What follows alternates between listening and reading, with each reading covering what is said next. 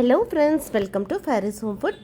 இன்றைக்கி நம்ம வீடியோவில் பார்க்க போகிறது சண்டே ஸ்பெஷல்லாம் ரொம்பவும் சிம்பிளாக வீட்டில் இருக்கிற மசாலா வச்சு டக்குன்னு ஒரு ½ அன் ஹவரில் இந்த மட்டன் கிரேவி செஞ்சிடலாம். ரைஸ்க்கு, சப்பாத்திக்கு, பரோட்டா, நான், தோசை எல்லாத்துக்குமே இந்த ஒரு மட்டன் கிரேவி போதும். அவ்வளோ சூப்பராக இருக்கும். வாங்க இந்த டேஸ்டியான மட்டன் கிரேவி எப்படி செய்யலான்னு பார்த்துலாமா? ஃபஸ்ட்டு குக்கர் எடுத்துக்கோங்க. குக்கரில் தேவையான அளவுக்கு கொஞ்சமாக எண்ணெய் ஊற்றிக்கோங்க. எண்ணெய் சூடானதும் 20 சின்ன வெங்காயம் போட்டுக்கலாம். சின்ன வெங்காயம் இந்த மட்டன் கிரேவிக்கு வந்து நல்ல ஒரு டேஸ்ட்டு கொடுக்கும். சின்ன வெங்காயம் இல்லைன்னா மட்டும் பெரிய வெங்காயம் போட்டுக்கோங்க.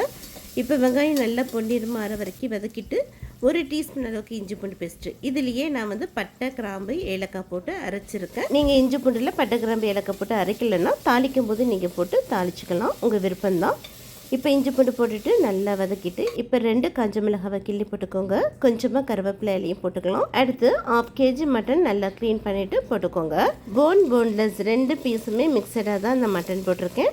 இப்போ 1/2 டீஸ்பூன் அளவுக்கு மஞ்சள் தூள், 2 டீஸ்பூன் வீட்டில் அரைச்சி குழம்பு மிளகாய் தூள் போட்டுக்கோங்க. 1 டீஸ்பூன் சக்தி மிளகாய் தூள், 1 டீஸ்பூன் மல்லித்தூள், 1/2 டீஸ்பூன் அளவுக்கு உப்பும் போட்டுட்டு நல்லா மிக்ஸ் பண்ணி விட்டுக்கோங்க.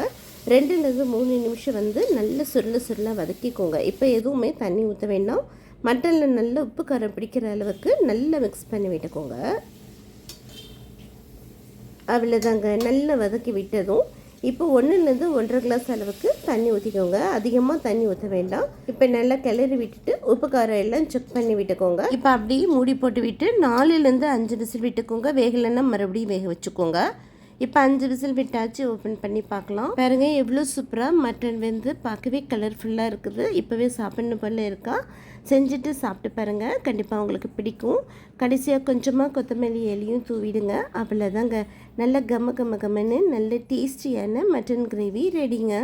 இது வந்து சப்பாத்திக்கு, ரைஸ்க்கு, இட்லி, தோசைக்கெல்லாம் சாப்பிட்றதுக்கு அவ்வளோ சூப்பராக இருக்கும்.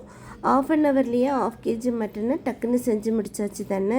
இதே மாதிரி ட்ரை பண்ணி பாருங்கள், கண்டிப்பாக உங்கள் வீட்டில் இருக்கிற எல்லாருக்கும் ரொம்ப பிடிக்கும். சிம்பிளாக ஒரு ரசம் வச்சு இந்த கிரேவி வச்சு சாப்பிட்டாலுமே அவ்வளோ சூப்பராக இருக்கும். சண்டே ஸ்பெஷல் மட்டனோட கொண்டாடுங்க. பண்ணாமல் ட்ரை பண்ணி பாருங்கள். ட்ரை பண்ணி பார்த்துட்டு எப்படி இருக்குன்னு கமெண்ட் பண்ணுங்கள். இந்த வீடியோ பிடிச்சா மறக்காமல் லைக் பண்ணுங்கள், ஷேர் பண்ணுங்கள், சப்ஸ்கிரைப் பண்ணுங்கள். தேங்க்யூ ஃபார் வாட்சிங். பாய்.